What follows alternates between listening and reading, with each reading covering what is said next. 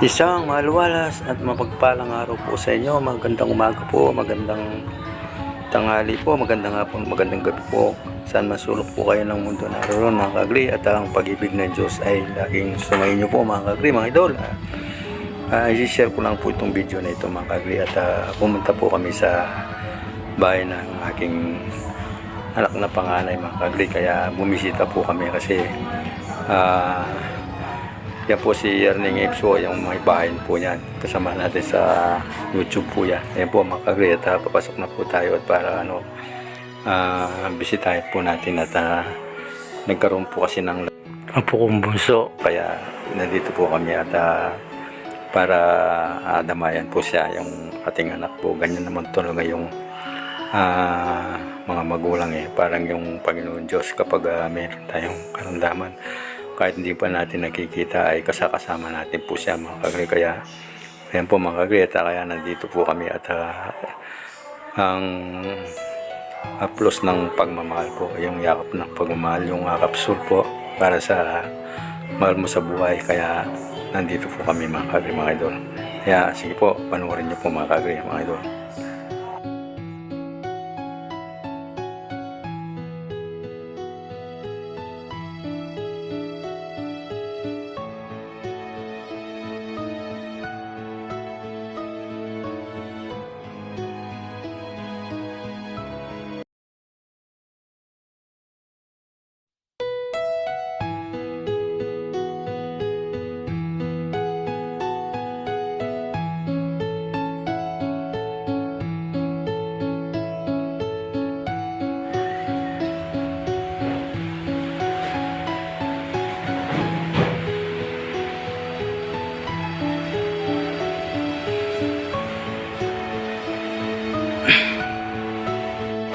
Po mga kagri, at magpapahinga muna po tayo dito sa sala po mga kagri dahil sa biyahe po. 1 hour din po tayo nagkiyad, kaya pahinga po tayo at bumili po tayo ng pagkain yung luluto ni Mrs. Kasi sabi ng apo ko dapat paggising niya nandyan na kami. Kaya ayan po, kaya maaga po kami mga kagri, mga idol. Ayan, nagluluto na si Mrs. Para po may makain po yung aming mga nasa buhay. At kaya po, pupuntahan natin sa taas at aakitin po natin. Ito po yung kanyang playground, yung kanyang room, yung bunso naming anak na may lagnat po, mga kagri, mga idol. Kaya po, at papunta po tayo sa taas niyan. At nandun po siya sa second floor at tingnan po natin. At doon po sila natutulog ngayon kasi tapos na po yung kanilang second floor. Kaya doon natin siya pupuntahan at akit po tayo mga kagri. Kaya po, samahan niyo po si Kao Benan po at papasok po tayo doon sa kwarto ng mga apo natin. Ayan po mga kagri, mga idol. Ayan po mga kagri, at packet na po tayo sa second floor po. Ayan. Kaya ayan po. Meron po siyang dito pintuan kasi ayan po. Baka po kasi mahulog yung bunso namin kasi patarik po yung magdanan. Kaya ayan po, meron po siyang dito, dirty kitchen, at saka meron po siyang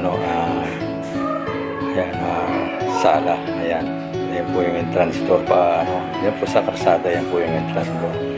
Pero hindi sila nagdadaan po sa baba, po sila nagdadaan. Ito po yung pinakasala po. Ayan po mga kagri. Kaya ito po, at dito po sila namamalagi pag natutulog. Ayan po. At ito po, pasukin natin yung kwarto nung yung mga dalaga yon, yung busong anak ko, tsaka yung dalagang po, yan, magkita po sila. Ayan po, labas na po tayo at papasok po tayo dito sa ating si guys po, yung ating vlogger na si ano ginagawa mo di? Sakit po kayo po, sige po ba? Ano ginagawa mo? Nebulizer? Ano yun, bisa?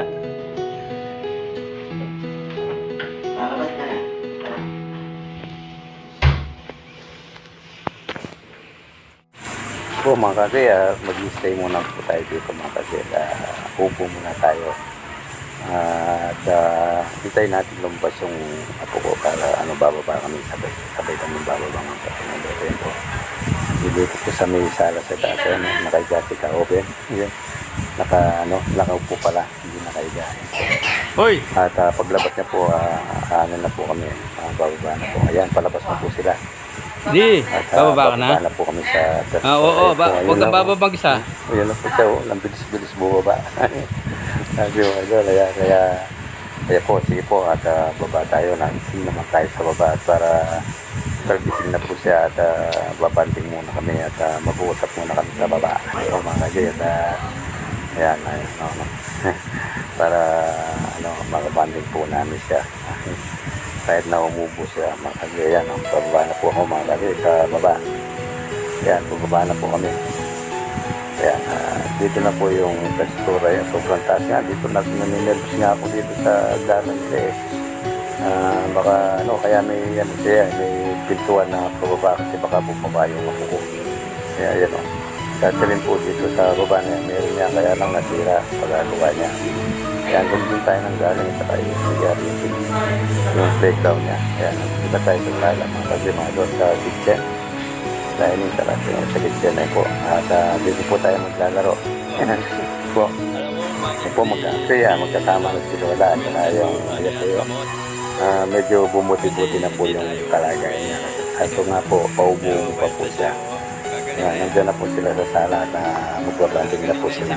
Kasama po siya. At tatanungin natin si guys. Yung, gusto rin po siya mag-vlogger eh. Siya daw yung maglola. Yun ang pinakamasarap sa buhay. At makasama yung mga sa buhay. Mga idol. Yan o. At yan, yung gamot ng pagmamahal para hanggat silang gumaling. Kaya nandito po kami. Buo kami, nandito po kami. Pagka dito po kami dito, sama-sama po kami. Yan, pati niya po. Tamlay-tamlay po. Bali, nag-aaral po siya. Indian 1. Kasi nga po yan. May sakit hindi siya makakapasok tayo. Hindi naman dyan yung ubo. Po, uso po kasi tagulan. Yan po. Hindi na nakakapag-store. Yan po, magbabanding muna kami. At Pag magaling ka na, mag-store ka na. yayakapin ko muna. Tapos siya para nakaragaan po ng kami. Tulad ng Ama, yung ating Panginoon, pagka meron tayo nararamdaman. Alam ko, kasama natin at niyayakap tayo sa nararamdaman natin sakit mga kali. Kaya tayo po, mag-breakfast po tayo. Dito na po yung ating plain breakfast po. Itlog, ginagangit po, tuyo, sinahagay po. Ayan, tayo yung tira natin sa ano. Ayan na, ito na po kami. Sir, At, prutas mo?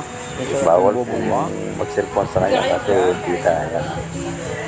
Yung kita niya, kasama niya. Meron ka sakit, meron kang Ako naman po nakikita. Sisisigaw ko naman sila. So, hindi, panoorin niyo po yung pandit po at akap ng Para pagmamahal. yung ubo. Gamot na yakap to. O, ang mga idol, yan. Nag-i-enjoy po siya kasi alam po yung kami punta rito. Ni Lola? Ha? Nagba may day kayo? Na? Ayan o. Uy, sarap. Yung Madeline makabanti, linalagnat. Tingnan mo yung baby, oh. Naubos siya. Guys, Ayan. si idol nating Madi makabanti. Taging babaw. Si Madeline makabanti. Nilalagnat. Ayun o. Ha? Tayo mo kami asaling kamatis. Babo. Oo. Okay. Kaya ba? Ano yan? Color? Color ka? Patalastas na yun eh. Dati wala mo masyadong patalastas. Sabi ko, malamig tayo. 4.8. Po mga kadri at inatake na naman po siya ng ubo. Kaya yan, bali sa tabi namin at yakap sa nanay niya. Kaya mga kadri yan po yung yakap ng pagmamahal ng nanay at saka yung lola.